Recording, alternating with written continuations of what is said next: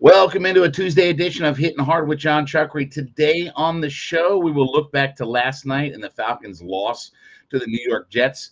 Feleipe Franks better become a pretty good tight end, and Odorizzi survives another start. It's all next. Hittin' Hard with Jon Chuckery, Locked on Sports Atlanta. This is Hittin' Hard with Jon Chuckery, part of Locked on Sports Atlanta, and it starts now.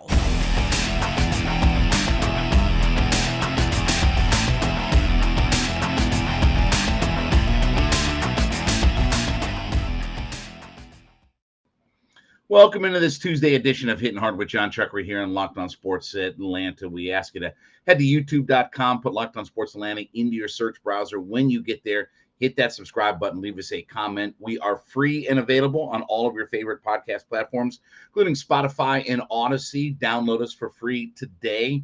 And, of course, give me a follow on my personal Twitter page at JMCH316.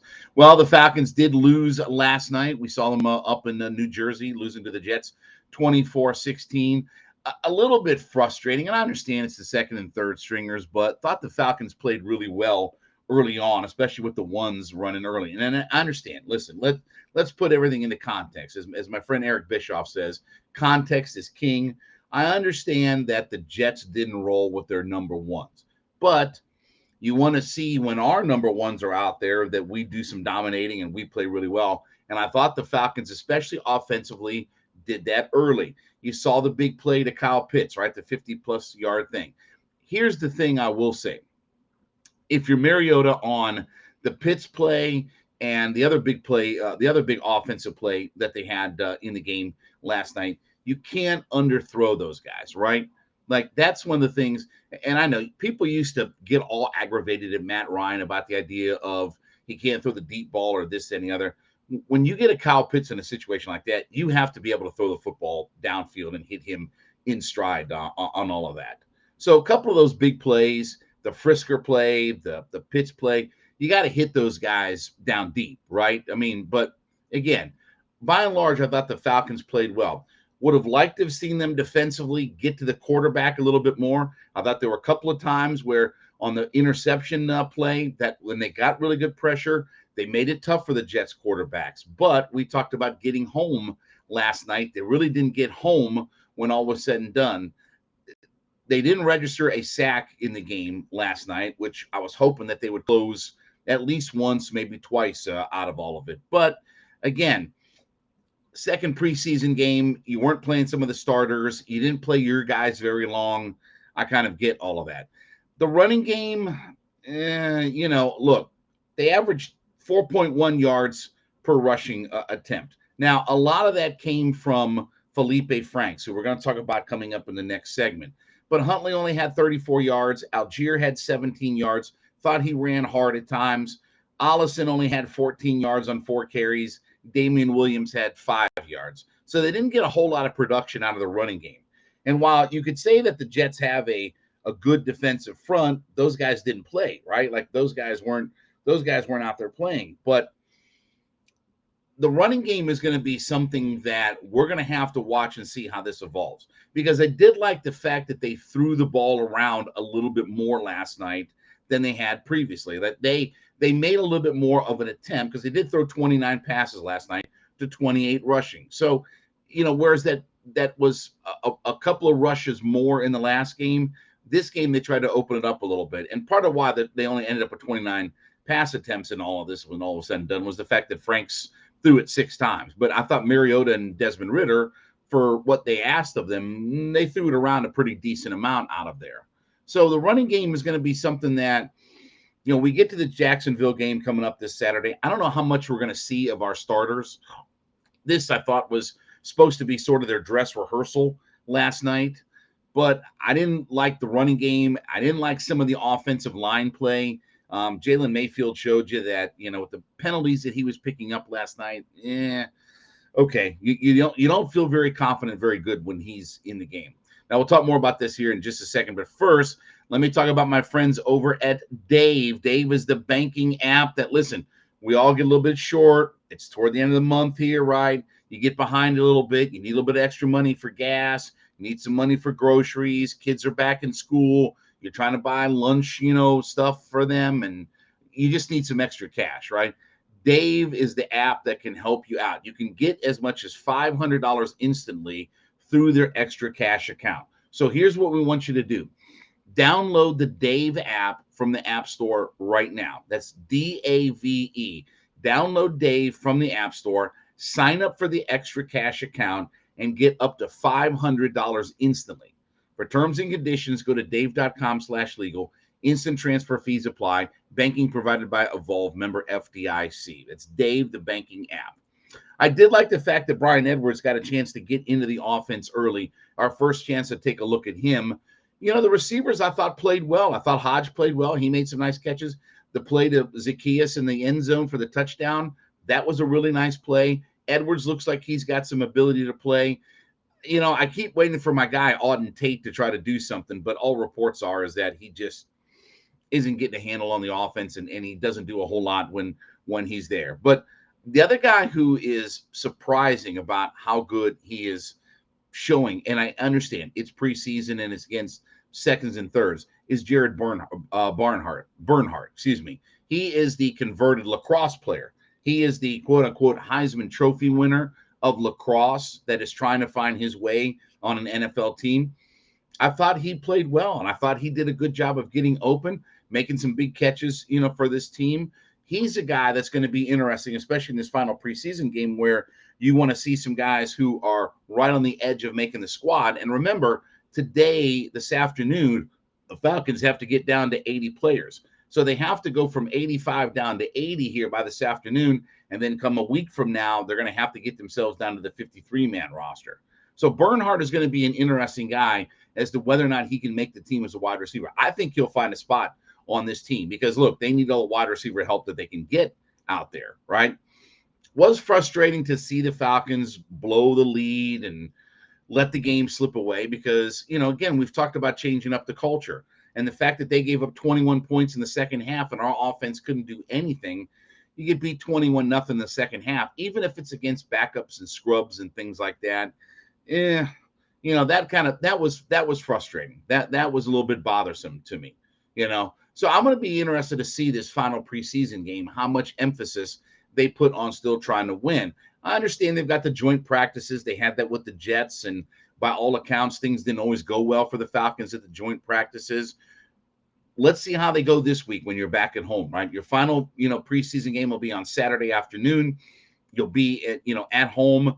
Jacksonville's coming in to do some practices and things like that. But I did think that Desmond Ridder was outstanding last night. I thought Mariota and Desmond Ridder both were outstanding in the game last night. Ridder went 10 for 13 for 143 yards. Mariota was 6 for 10 for 132 yards. So you get 11 yards per attempt and 13.2 yards per attempt in a game. Your quarterbacks are doing some work out there. You can't ask for a whole lot better than that. Like I said, the running game, and especially at times their offensive line, was a little bit shaky. And for a team that looks like it's going to try to be a power running team, you want to see a little bit more out of all of that. So this final preseason game, again, I don't know how much our starters are going to play. This is going to be kind of a showcase of if you're on the bubble for making the roster, you're going to have to, ball out in this final preseason game because I don't expect to see, we know Mariota, Ridder, everybody like that is set, out there. But their wide receiver group, some of their other tight ends, the guy who finished up at quarterback last night, I'm starting to have some doubts about him, and certainly watching our defensive line too. I thought the interior defensive line that we were looking at, that was good at times, and at some other times, again, couldn't put consistent pressure on the quarterback. But for what it was, I was hoping for a win. I thought with the way they played early on, we'd get the victory out of all of it, but we didn't find a way to get it done. But overall, not bad. I don't think as good as the first preseason game, so we'll see what happens in this final game. All right, when we come back, one guy who might be on the bubble didn't do a whole lot to help his case last night, at least from playing quarterback, right? We'll talk about that next. Hittin' Hard with Jon Chuckery. Welcome back into Hittin' Hard with Jon Chuckery here on Locked On Sports Atlanta. Head to youtube.com, put Locked On Sports Atlanta in the search browser. Leave us a comment there. Free and available also on all of your favorite podcast platforms, including Spotify and Odyssey. Download us for free. Leave us a 5-star review. And, of course, give me a follow on my personal Twitter page at JMCH316. Well, one guy last night for the Falcons who I did not think played well was Feleipe Franks. And it did become pretty much painfully obvious last night that if he can't figure out a way to convert to tight end and play an effective role as a tight end, he's got no spot on this team. Now, look, in the NFL today, teams, because I had some people tweeting me about, his ability as a quarterback. Teams don't care about third quarterbacks. I mean, if you're an NFL team is not putting in much time and investment or capital or anything into a third string quarterback, an emergency quarterback, because you get to that point in the NFL, you're gonna get crushed. I mean, you're playing all of the. I mean, when you talk about, you can't even barely find a guy to be a backup quarterback in the league nowadays. When you get to third quarterbacks, emergency quarterbacks, you're really scraping the bottom of the barrel in the sludge that's out there. Last night, Franks in the game was 2 for 6 for 8 yards. And that drive where they had a chance when they were first and goal from the 5-yard line. First off, that drive really frustrated me because they threw it 3 times. Didn't see a running play. And then Franks scrambled out at the end and just threw it away. Anyway,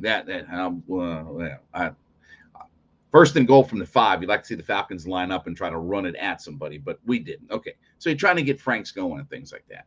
But you saw just the passes. I mean, he's not anywhere near. He doesn't give his guys a chance to catch or anything like that. And I understand he was a pretty good quarterback in college, but he was also very underwhelming. He was a guy that never really lived up to his hype and build coming out of high school into college.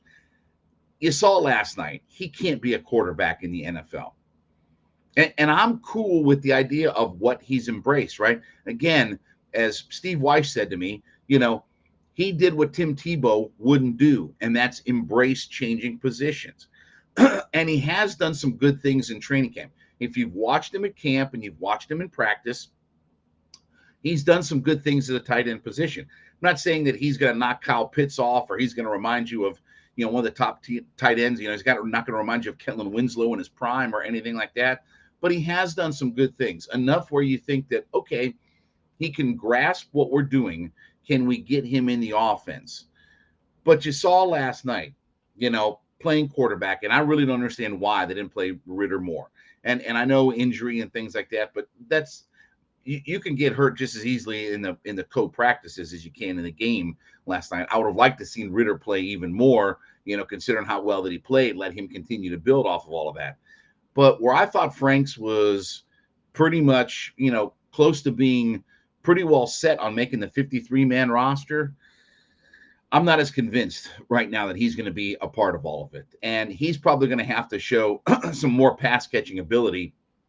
Because certainly you're not going to line him up on the outside and let him be a blocking tight end. You did see his running ability last night, But again, you don't want your quarterbacks tucking it and running it and doing all that kind of crazy stuff, because you ain't going to be a quarterback for very long in this league if your idea is to tuck it and run it. I don't care how big you are, how physical, how tough you are. This is not a league where you're going to survive very long by just putting the ball under your arm and just taking off like you're a fullback out there.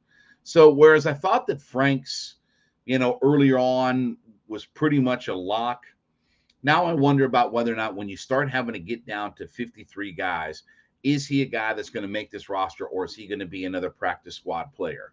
Now, we'll talk more about this here in just a minute. But first, let me talk about my folks over at BetOnline. BetOnline.net is your handiest, easiest website source to get all of your sports wagering information. Look, football season is cranked up, full go. We're headed toward final preseason week. We're headed toward the regular season. Guess what else we have this weekend? We've got college foosball coming up this weekend.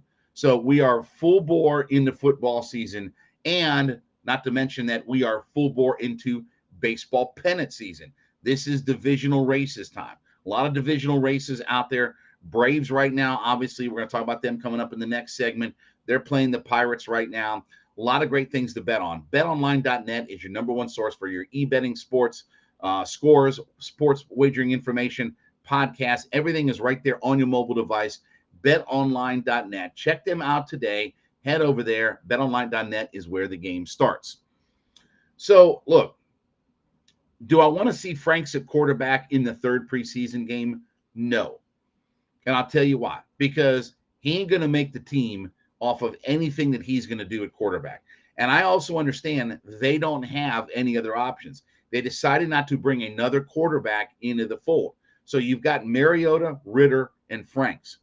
So probably out of necessity, he's going to have to play in that third preseason game, especially if you decide not to put Mariota in, which I could absolutely see them not playing Mariota, and you give Desmond Ritter a whole bunch of time, then you mop up with Franks.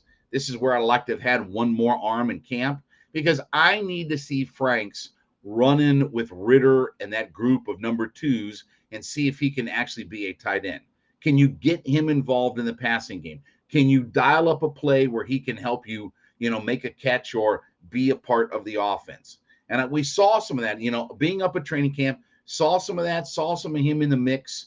I thought they tried to get him involved in the first game offensively. And maybe part of that was knowing that he was going to play quarterback last night, that they didn't get him really involved in the offense. But he's going to be one of those guys that is going to be right on the border as to whether or not he's going to make the 53-man roster. And again, remember, when you head to the practice squad, you can be poached. I don't know how much value that Feleipe Franks really has, but he didn't do himself a whole lot of favors last night in playing quarterback out there. So the Jacksonville game on Saturday, I know he's probably going to have to play some quarterback, but I really hope that they try to get some focus on him in the offense. And I'm not saying you got to feature him and he's a number one tight end or anything like that, but I want to see them dial up some plays. If you're going to take up a roster spot, if you're going to be on the 53-man roster spot, and this is where I go back to the godfather of coaching for me, Bill Parcells, that you can't just give away roster spots. If I can improve my 53rd player, I go out and I improve my 53rd player. I improve my roster constantly out there.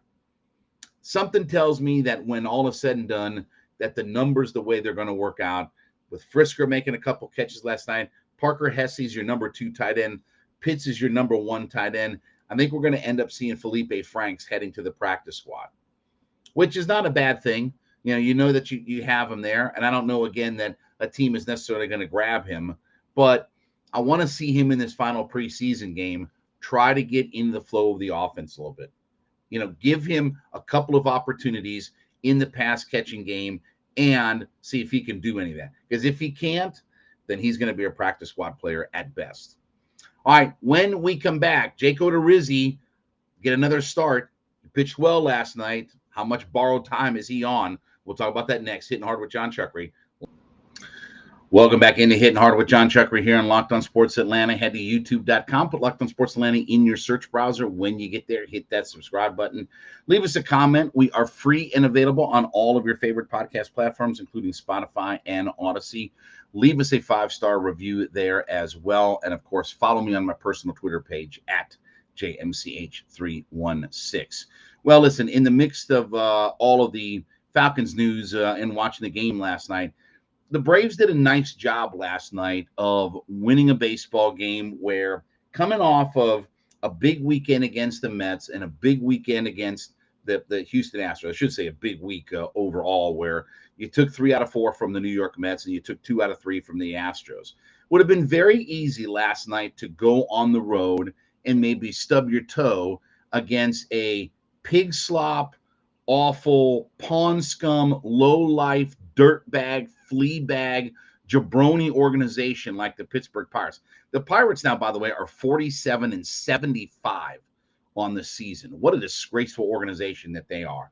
But in a game last night where you didn't get a whole ton of things cranked up offensively, the Braves only ended up last night with 4 hits in the game, but they got the key hit. Michael Harris last night hits the home run. He had Contreras on. And Jake Odorizzi, for a guy who, say what you will, but was probably headed toward, DFA, if you will, he had his best outing as an Atlanta Brave last night. 6 innings with just 4 hits, an earned run, 7 strikeouts, and no walks. And look, here's the thing.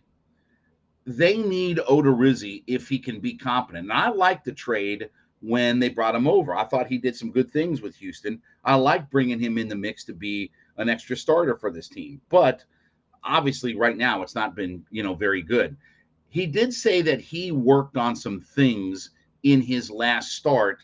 Remember, we had the rain delays and things like that. He said he did work on some things. In fact, he was talking about standing in front of a mirror and working on some of his motion and stuff like that. So maybe he got some things figured out, which is only good news, because you don't want to feel like that you have to rush Mike Soroka back. And I know everybody is super excited. He made the start up in Rome where he blew away a whole bunch of guys. I expect Mike Soroka, who 3 years ago or whatever had the best adjusted ERA in all of Major League Baseball. So he was baffling hitters at the Major League level. I expect him to baffle single A hitters out there. And, the Gwinnett start was, a little bit shakier. But again, nothing to get, too worked up about. But you don't want to feel like, because Odorizzi can't get anything done, that you have to hurry Mike Soroka back and get him pushed back in the mix of being able to give you some starts, right? Especially coming down the stretch here. You're going to play a lot of flea bag teams the rest of the way. You look at the Braves schedule with the Pirates and the Rockies and the Marlins and the Nationals and all these teams. There's a lot of dirtbag, flea bag teams that are out there right now that the Braves are going to load up. Go look at the Mets schedule. The Mets play like half their games are against teams that are like 15 games below 500.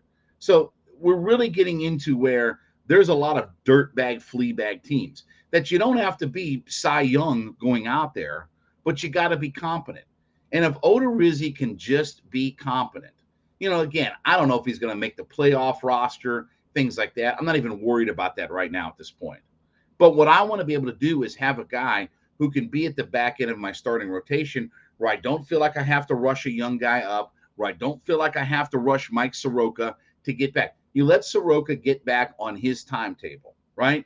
Yeah, I understand. Everybody wants to see him pitch and everybody wants him back and he's been gone and all this, that, and the other. But I'd much rather play the long game and be overly cautious with Mike Soroka, given the fact of what I've seen the last 2 years, right? I'd much rather we take our time, slow work our way into Soroka, rather than just throw him out there because somebody like Odorizzi is not very good. And at least Odorizzi kept the ball in the ballpark last night. That's certainly better than some of his other starts, out there. But this was important if Odorizzi can just get himself on track. Like I said, I don't need him to be, Greg Maddux in his prime. I need him to just be competent for the role that's being asked of him. Now, we'll talk more about this here in just a second. But first, let me talk about my friends over at Coffee AM. You know how much I love these folks drinking their coffee every single morning. Listen, I just had to go grab me a cup of their brew that I had over there, make me another pot this morning. Coffee AM, coffeeam.com is the place to go. You need K-Cups, you need organic coffee, you want flavored coffee, you need some teas, you want a mug, whatever it is that you need, they've got it over at coffeeam.com. And here's what we got going on. So I want you to head to coffeeam.com/lockedon, LOCKEDON, coffeeam.com/lockedon. When you get there, check out their wide, extensive menu of coffees, teas, the gift sets that they have, everything that's available to you there, and put together that first order. And when you get that first order all put together and you get to the checkout, put the coupon code LOCKED ON, LOCKEDON, LOCKED ON. Put that coupon code in at checkout. You get 15% off that first order you make of whatever coffees, teas, gift sets, whatever it is that you find available to you there. Put that coupon code LOCKED ON, LOCKEDON, for 15% off of your order. Coffee AM, the best small batch coffee roaster in America, right here in Georgia, up in the Canton area. You're not going to go wrong with these folks. But last night was an important start for Odorizzi to not feel like you have to push the panic button, find somebody else to fill in, get Mike Soroka back on a faster track or anything like that. You just needed a competent start, and he gave that to you. And I understand, well, it's the Pirates. I understand. But I don't care if it's the Pirates. I don't care if it's the Myrtle Beach, whatever, Dolphins. I don't care who it is that he pitches against. I just need him to be competent. And I need him to be a guy that did some good things in Houston. Can he translate that over to here? Can he keep the ball in the ballpark and give my offense a chance? And he did that last night, where you saw Michael Harris again, who's just, what a year Michael Harris has had. At some point, we're going to look back at this season for Michael Harris and realize that the Braves got a massive steal in that contract as it is already. And if he's a Gold Glove caliber center fielder like he is right now, he's already worth $9 million. But another big clutch hit last night. But I thought last night was important from Odorizzi's standpoint, from the standpoint of not stubbing your toe, because look, the Mets lost last night, so you picked up a game. Remember, the Braves are still in second place in the division. They're not sitting in first place and can just coast all the way through. They have to do a little bit of scoreboard watching. You've got 3 left with the Mets, but you want to make sure that you're within striking distance when you get to that series. Doesn't do you a whole lot of good to be 5 back of the Mets with 3 games to play when you get to them, right? So you got to do a little bit of scoreboard watching. But most importantly is, and the Braves have done this year, handle your business against these low-life, dirtbag, flea bag, pawn scum organizations. And there are a lot of those games that are left. Again, look at the Braves schedule. They got the Rockies. They got the Marlins coming up. Yeah, they got to go to St. Louis. They got the St. Louis Cardinals coming up. Okay. But again, the St. Louis Cardinals aren't the end-all, be-all. That's a 2-team, that's a two-hitter lineup. I mean, if you get through Goldschmidt and Arenado, they ain't done a whole lot offensively besides that. They ain't been all that good. And I know Pujols is, at 85 years old is hitting, some home runs, and he's trying to track down A-Rod to be 4th all time on the list. And okay, whatever. He's 109 years old. Okay. He can't run from, home plate to second base. I mean, unless he gets, one of those hover rounds to get on. Love Albert Pujols, but he's at the end of the line. So yeah, you've got a little bit, you've got a few tough games. I think the Phillies are going to be a tough out. They're working on trying to get Bryce Harper back. But last night was important for Odorizzi to find a way to get it done, keep the Braves in it, and not stink up the joint against the low-life Pirates. All right, thank you so much for making Hittin' Hard with Jon Chuckery your first listen every day. Make A to Z with Mark Zinno your second listen every day. Mark's back talking all things Atlanta sports. You can check him out on our YouTube page at Locked On Sports Atlanta, and check him out for free. He's available on all of your favorite podcast platforms, including Spotify and Odyssey. Give us a follow there, leave us a 5-star review, and then follow me on my Twitter page at JMCH316. Back with you tomorrow. It's been Hittin' Hard with Jon Chuckery, Locked On Sports Atlanta.